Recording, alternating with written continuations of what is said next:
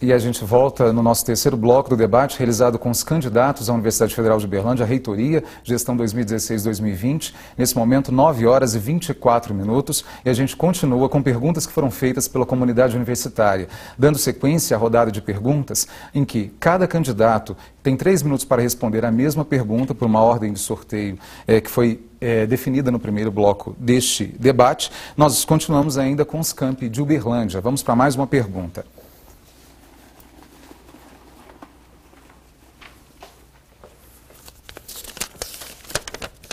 Lembrando que todas as perguntas elas foram validadas por representantes da Comissão de Ética.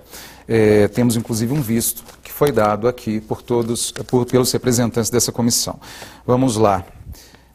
Nesse bloco, então, o candidato 3 começa a responder, que é o professor Valder. Professor Valder, a pergunta é a seguinte: o senhor já tem equipe formada para a gestão da universidade? 3 minutos para a resposta.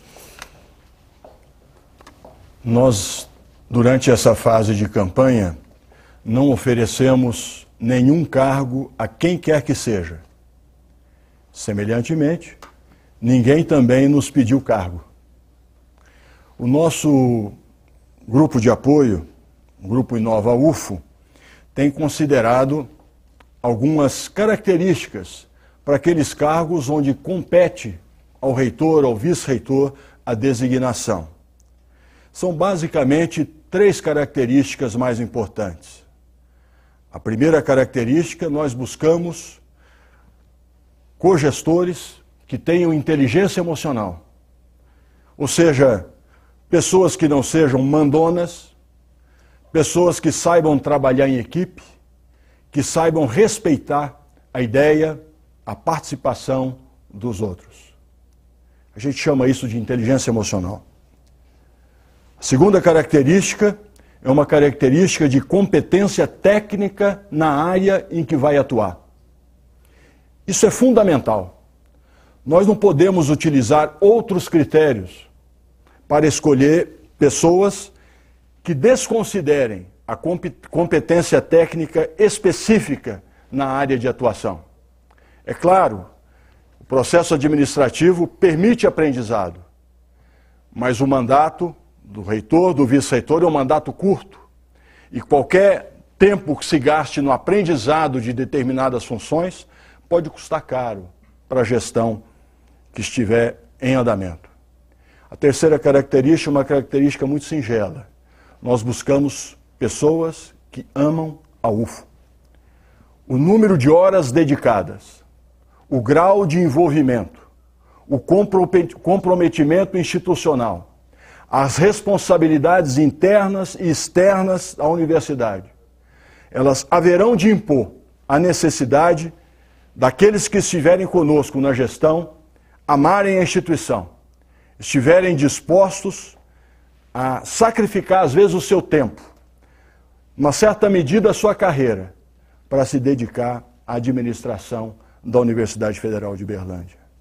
Evidentemente, há locais em que nós procederemos, realizaremos uma consulta eleitoral.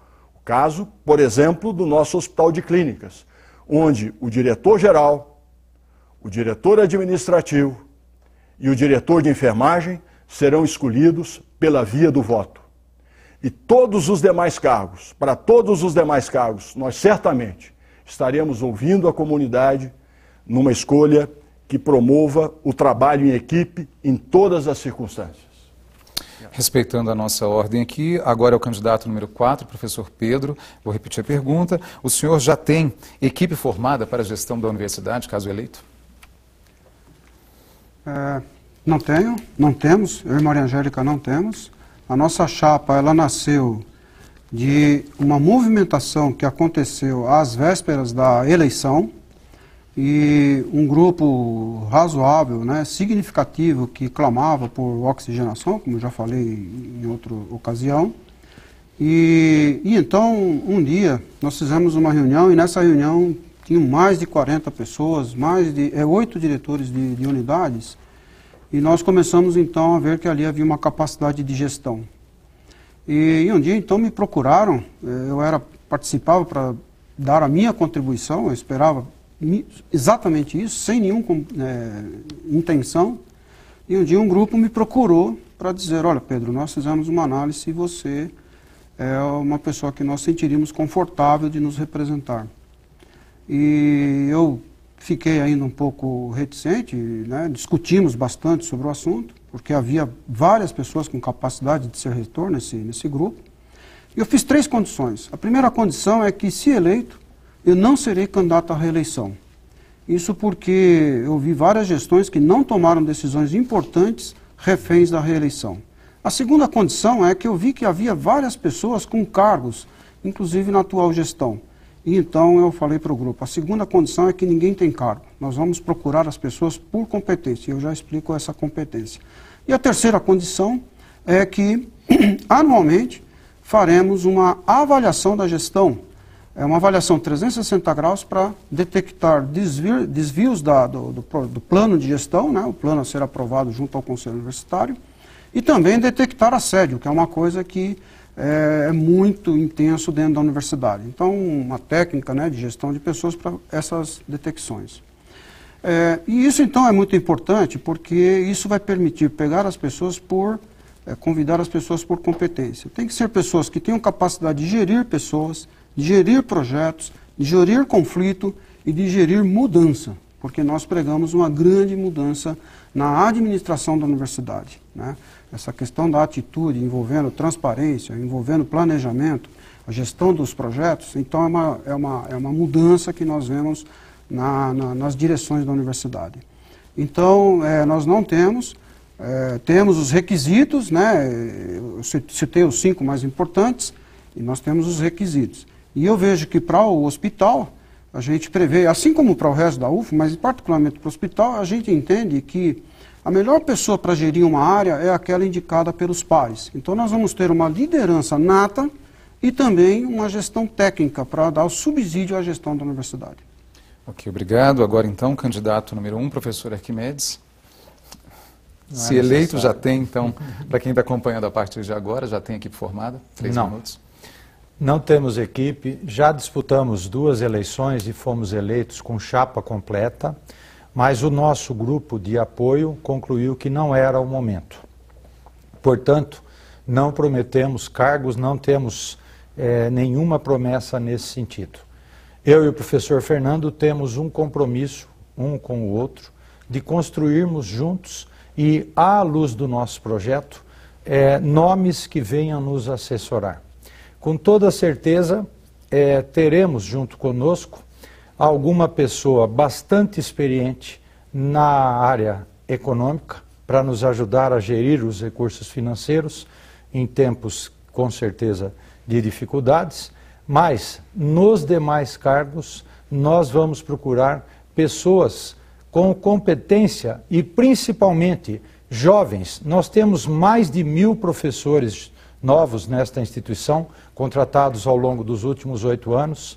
Tenho certeza que dentre eles há muita gente boa querendo prestar serviços, servindo à gestão da universidade e que precisam necessariamente serem treinados, acompanharem pessoas mais experientes, porque dentre eles estarão os futuros gestores da universidade, futuros pró-reitores. Então nós vamos procurar beber dessa rica fonte de tantos talentos representados pelos novos professores desta instituição. Da mesma forma, pretendemos construir, por exemplo, eu vou ao Fórum de Licenciaturas, eu e o professor Fernando, e construiremos, junto ao Fórum das Licenciaturas, o nome, a liderança que nos acompanhará na pró-reitoria de graduação. Não temos ainda indícios de quem seja essa pessoa. Iremos ouvir o Fórum. Iremos à nossa comunidade de pesquisa, que será convocada por meio do próprio CONPEP, para que a gente dialogue, ampliado obviamente, para que a gente dialogue com a comunidade de pesquisa para construir o nome do futuro pró-reitor ou pró-reitora administrativa. Em nossas outras 2 gestões, o nome da pró-reitoria de recursos humanos veio do hospital, que é onde nós temos o maior número de funcionários. É lá que nós iremos procurar uma jovem liderança, homem ou mulher, tanto faz, que nos ajude com o olhar humano para os problemas do hospital, com o olhar de quem virá para cuidar do cuidador, para a gente reativar um programa que nós criamos em gestões passadas para nos ajudar. E, por outro lado, nós temos uma riquíssima fonte. Esta instituição hoje tem entre seus técnicos muitos graduados, 160 mestres, 80 doutores. Com certeza, pessoas que também poderão, no ambiente técnico-administrativo, nos ajudar a gerir a universidade. Professor Elvésio, agora, caso eleito, o senhor já tem equipe formada para a gestão da universidade?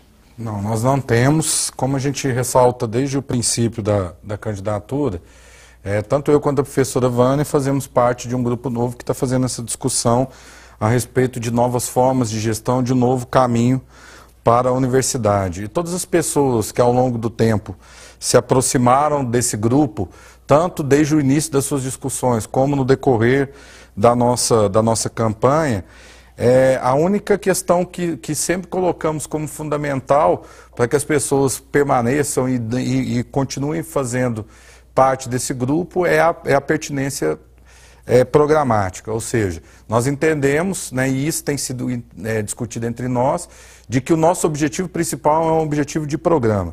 Nós não fizemos, nós não discutimos qualquer tipo de distribuição. Entendemos que o modelo que muitas vezes se coloca de loteamento prévio de cargos é uma forma que não é democrática, inclusive porque a gente entende que nas nossas visitas que fazemos ao longo dos setores, inúmeras pessoas de extrema qualidade, elas se apresentam a partir dessas visitas e que era salutar e fundamental que a gente pudesse conversar o máximo possível dentro vamos dizer assim, da nossa campanha, para que depois, no momento seguinte, caso sejamos eleitos, fazermos a escolha efetivamente dos nossos pró-reitores aí no caso. Uma outra questão que a gente sempre tem colocado e reforçamos novamente é a questão da democratização dos cargos, da escolha dos cargos de direção, de gerência, de coordenação. Em visitas, por exemplo, no Hospital de Clínicas, nós fomos questionados se a gente teria candidatos, por exemplo, ou pessoas já pré-estabelecidas para serem diretores ou coordenadores ou gerentes de setores dentro do hospital, e a gente sempre deixou claro que essa escolha ela vai ser feita pela comunidade. Em relação também ao hospital, uma das propostas que temos apresentado é que hoje o sistema de eleição das diretorias do hospital é um sistema de eleição que é realizado por um processo de chapa. Ou seja, os nomes das 4 diretorias se apresentam e são eleitos pela comunidade. O nosso objetivo é democratizar mais ainda esse processo e nossa proposta que temos apresentado para a comunidade do hospital é separar o processo eleitoral para cada uma dessas funções, para que pessoas que de repente não fazem parte de grupos dentro do hospital, elas também possam ter condições de candidatar a cargos lá dentro. Em relação às nossas pró-reitorias e também esses cargos, o que a gente sempre tem defendido é a máxima diversidade do nosso público na constituição deles. Então nós temos propostas de no mínimo 50% das nossas pró-reitorias ocupadas por mulheres e que os cargos de direção, os cargos de coordenação e de gerência sejam compostos pelos vários segmentos que essa universidade comporta. Tempo esgotado. Eu agradeço, então, a resposta dos 4 candidatos à pergunta que foi feita pela comunidade universitária. Essa foi a primeira rodada de pergunta. Nós voltamos, então, com mais uma pergunta que foi feita pela comunidade universitária e continuando ainda com perguntas dos campi de Uberlândia. Nós vamos, então, sortear. É importante reforçar que estudantes técnicos e professores de toda a universidade vão às urnas na próxima semana, nos dias 13 e 14, terça e quarta-feira. Vamos lá para mais uma pergunta. Agora é a última, chacoalha. Agora são 9h38 e a gente segue com o nosso segundo debate. A pergunta, nessa rodada, ela volta com o candidato número 4, então o professor Pedro Frosi. Vamos lá, professor Pedro. O que os candidatos pretendem fazer, ou o que o senhor pretende fazer, para que os docentes cumpram seus horários de trabalho, uma vez que existem servidores que mal cumprem os horários de aula?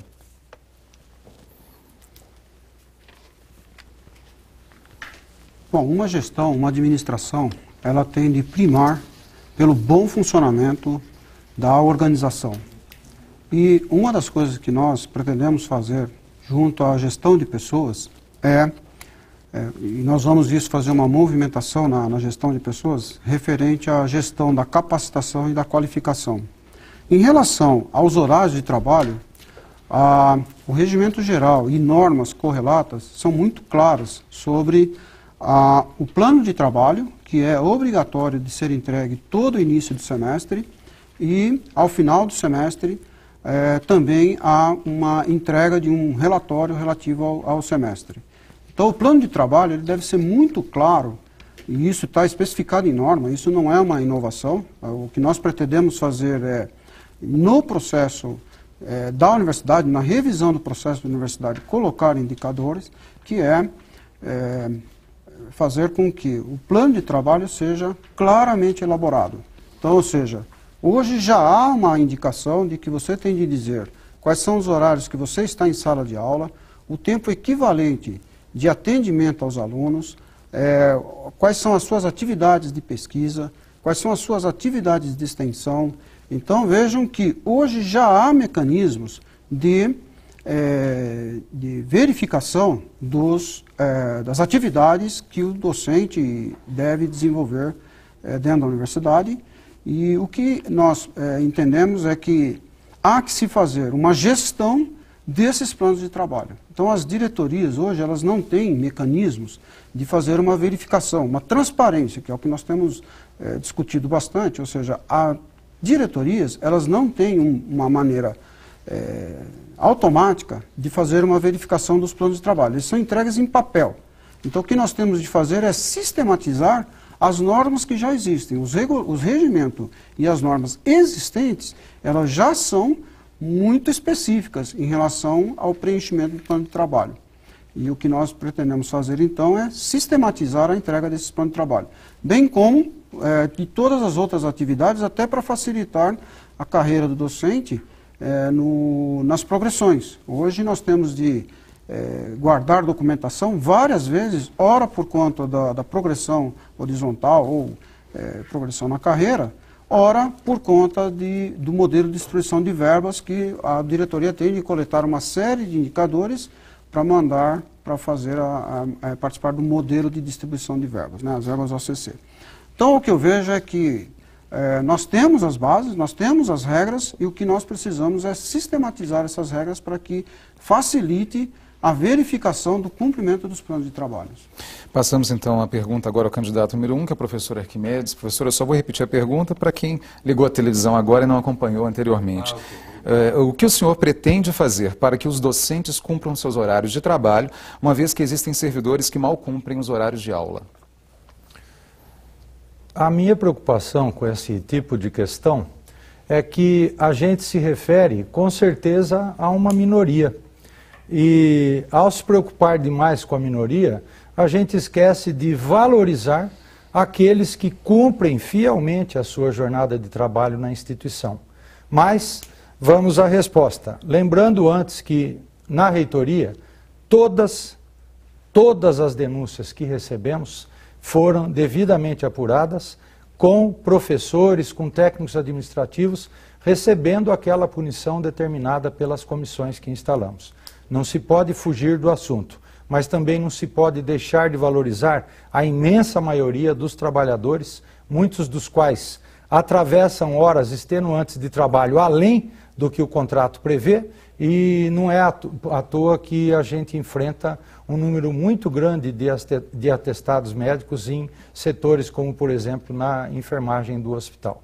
Então, sem tomar a minoria pelo todo, porque a imensa maioria dos nossos trabalhadores é muito leal à instituição, a gente colocou na carta-programa propostas como, por exemplo, formular democraticamente uma política de controle da jornada de trabalho para a UFO em consonância com os dispositivos legais, garantindo a eficiência e qualidade dos serviços prestados pela instituição, bem como realizar estudos para aprimorar, de acordo com a legislação, os processos de avaliação de desempenho que nos permitam premiar, principalmente, os bons trabalhadores que citei, que felizmente são maioria na nossa casa. Damos sequência, então, agora ao candidato número 2, professor Elvésio, repetindo a pergunta. O que o senhor pretende fazer para que os docentes cumpram seus horários de trabalho, uma vez que existem servidores que mal cumprem os horários de aula?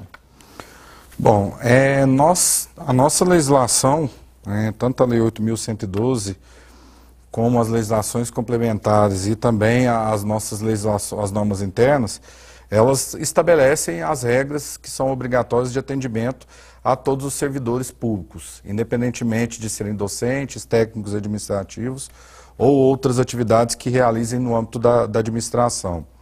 No caso especificamente dos professores, todos os professores, no primeiro mês de aula, eles são obrigados, de acordo com as normas internas da instituição, a apresentarem seus planos de trabalho, e nesses planos de trabalho eles vão trazer todas aquelas atividades que serão realizadas ao longo do semestre letivo.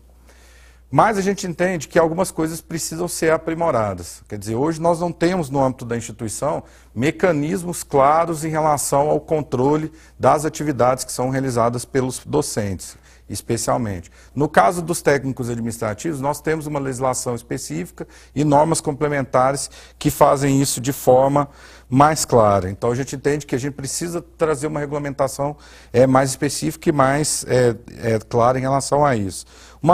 Uma outra questão que também precisa ser observada é que nós temos também uma quantidade muito grande de professores que têm adoecido, que têm passado por problemas dentro da instituição, e isso acaba também fazendo com que interfira na sua jornada de trabalho, na sua qualidade.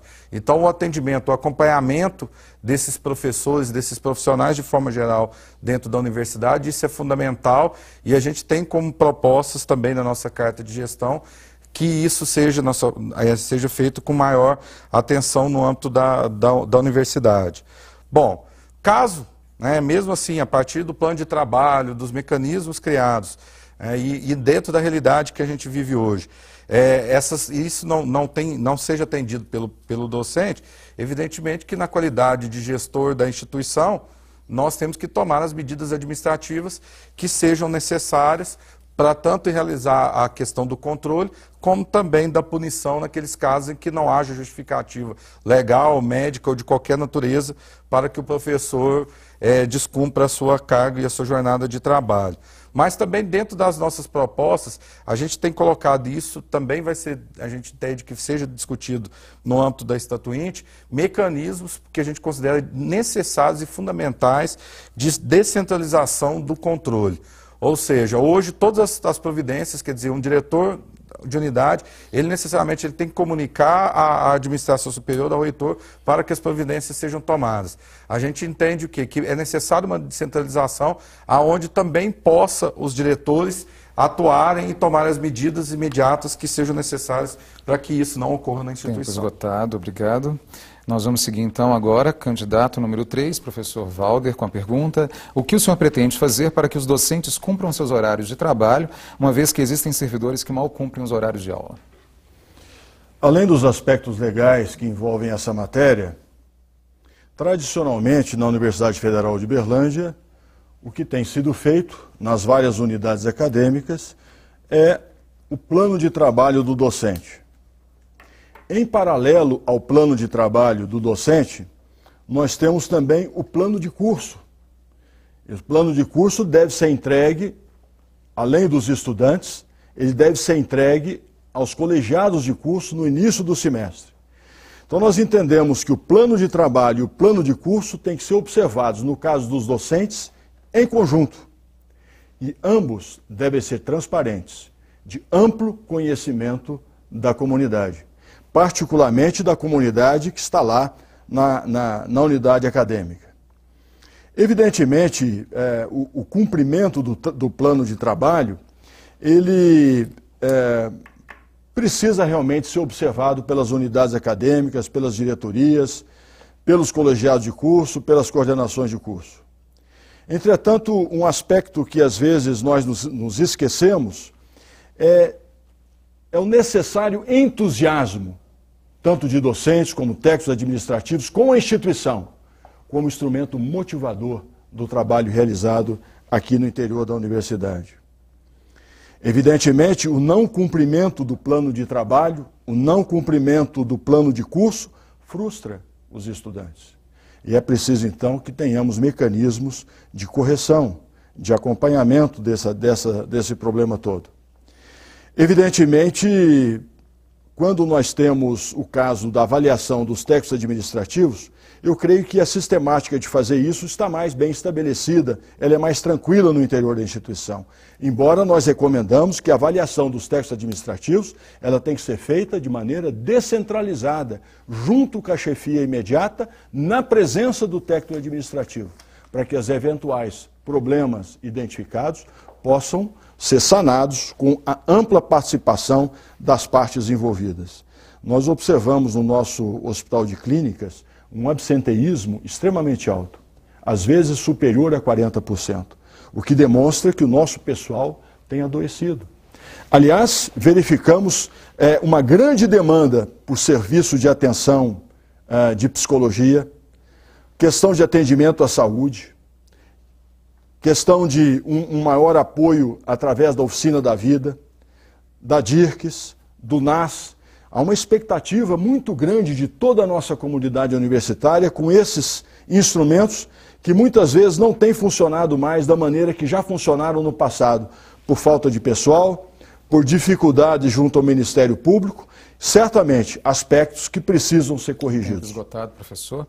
Obrigado então a todos por mais essa rodada de respostas. Nós vamos fazer mais um rápido intervalo e a gente volta em seguida, e agora sim com perguntas, a partir do próximo bloco, com perguntas feitas por servidores e também estudantes dos campi avançados da universidade fora aqui de Uberlândia. Nós voltamos já.